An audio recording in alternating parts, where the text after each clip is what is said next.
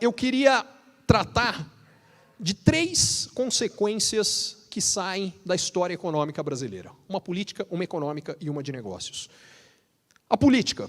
Todas as vezes que o Brasil teve graves crises econômicas, o presidente ou o ditador caiu. A gente teve uma transição de modelo político no Brasil. No final dos anos 20, o Brasil estava crescendo quase 10% ao ano, em média.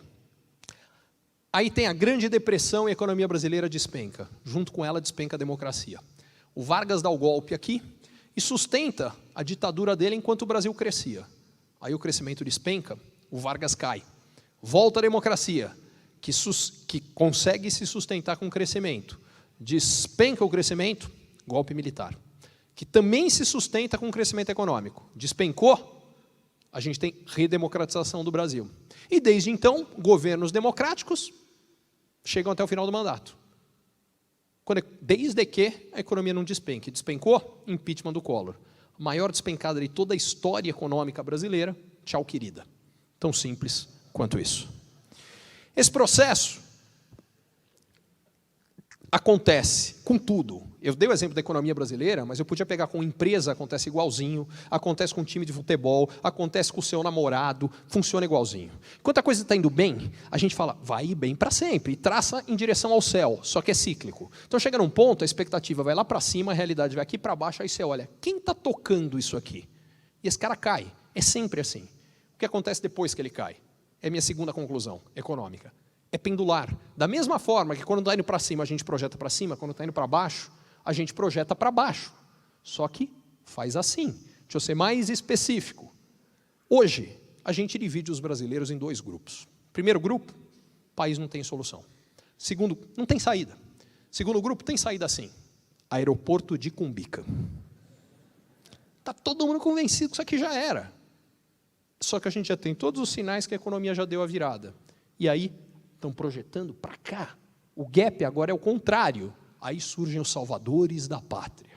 O processo é assim. Aqui, expectativa era lá em cima. Estamos crescendo quase 10% ao ano. Despenca. Ditadura do Vargas. Piores expectativas possíveis. 3 anos depois, a média de crescimento do Brasil foi 7,5% ao ano. Vargas caiu. Mas o mundo estava na Segunda Guerra Mundial, expectativas péssimas. 3 anos depois, a média de crescimento deu 7% ao ano.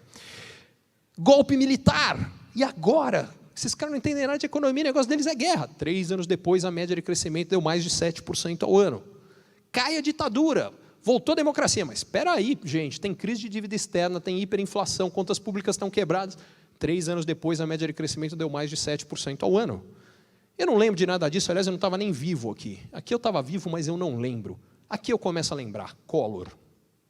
Tem 2 coisas no Brasil que, pelo menos pelos próximos 5.000 anos, vão ser estudadas sobre a nossa economia. É o período do Collor e da Dilma. E o que eles vão rir da gente vai ser brincadeira. Nada fazia sentido. Resultado? A inflação bate em 88% ao mês, as contas públicas estão quebradas, a corrupção está comendo solta, o presidente cai. Quem assume? Brasil recém-democrático, sempre, o vice do MDB. Nessa hora, quem assume na época, vice do MDB, Itamar Franco, mais preocupado com o carnaval e a fogueteira que qualquer outra coisa. 3 anos depois, o Brasil cresceu em média mais de 5% ao ano. Recado que eu quero deixar aqui é muito simples. O mínimo que o Brasil cresceu, saindo de graves crises econômicas, foi 5% por pelo menos 3 anos. A expectativa média que os economistas têm para os próximos 3 anos é 2%. Eu não sei exatamente quanto o Brasil vai crescer nos próximos anos. O que eu sei é, quando a gente entrar na rota de recuperação, que vai depender da gente ter, claro, quem é o próximo presidente, que ele tome medidas corretas, o Brasil vai crescer muito mais do que as pessoas estão projetando. Mas muito mais. O que me traz a terceira conclusão. Nós estamos na fase de mais oportunidade que existe. As grandes oportunidades de negócio não existem quando as coisas estão boas e está todo mundo vendo. As grandes oportunidades existem quando ninguém acredita e as coisas vão ser muito melhores do que a maioria acredita.